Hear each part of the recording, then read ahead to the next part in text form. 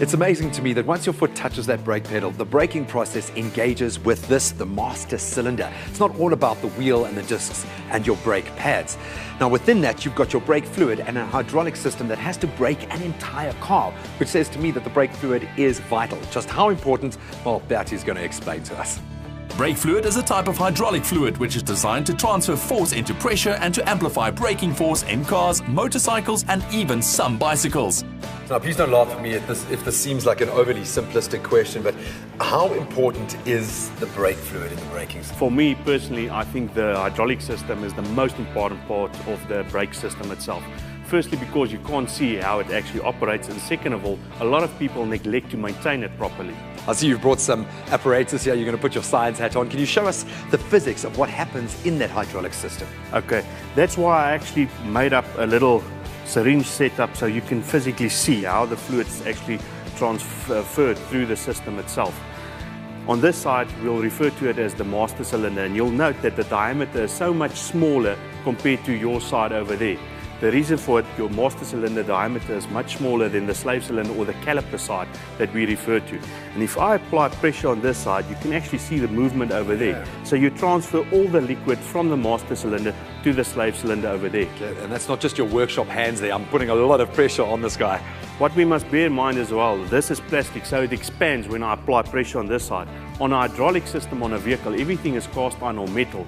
There's no room for expansion. So you must know how much pressure goes into a braking system, and if anything goes wrong on that side of the system, you're definitely going to have a failure. You look at the kind of physics that are involved with brake fluid, which is designed to take a much higher level of pressure. Anything else in that closed system, that's going to be a major problem. The biggest concern for me is air entering the system itself, because air can be compressed. And if the air can be compressed in the braking system, it means that it actually impacts on the brake performance itself, because you press down on the brake and nothing is happening.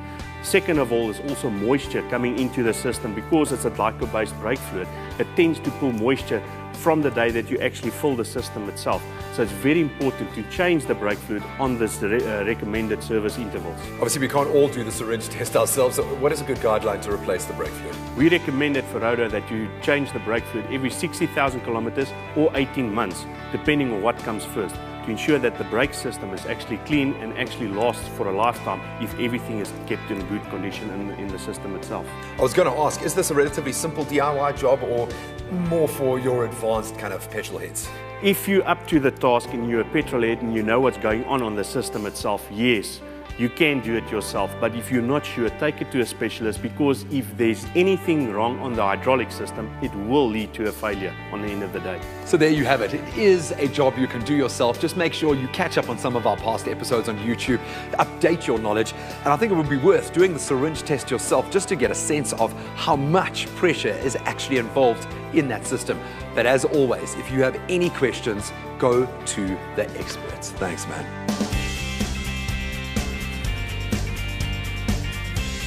You're in control with Ferodo.